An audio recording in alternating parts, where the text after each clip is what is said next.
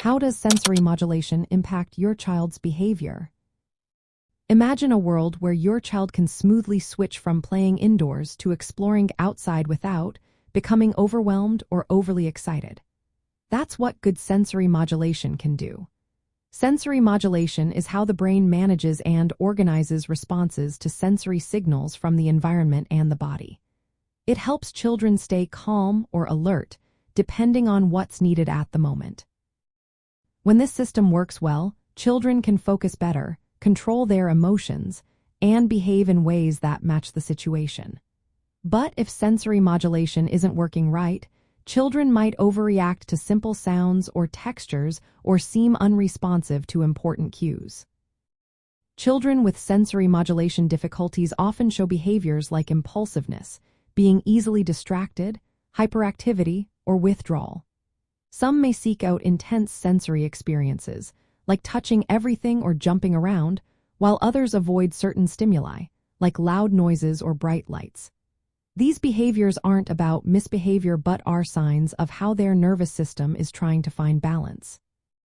For example, a child who is sensory-seeking might constantly want to touch or move, while a sensory-avoiding child might cover their ears or turn away from loud sounds.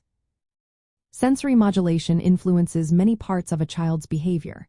It affects how well they pay attention and stay focused. If they can't filter out background noise or distractions, they might struggle to concentrate on tasks. It also impacts their emotional state. If they're overwhelmed by sensory input, they might become anxious or irritable. Their activity level can vary too.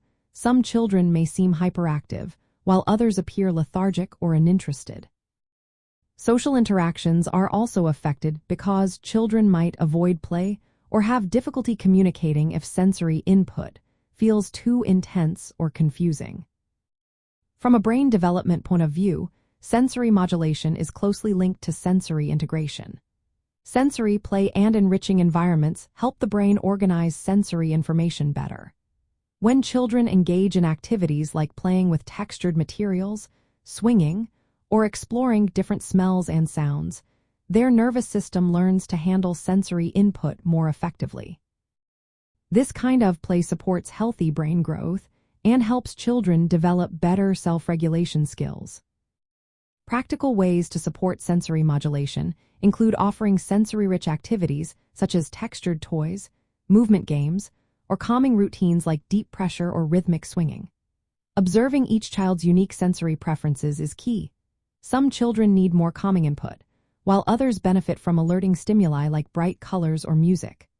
Remember that tiredness, hunger, or illness can lower a child's sensory threshold, making them more prone to behavioral challenges.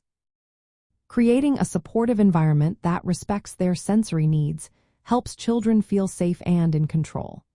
When caregivers and teachers understand how sensory modulation works, they can better help children manage their behavior, stay calm, and enjoy their learning and play experiences.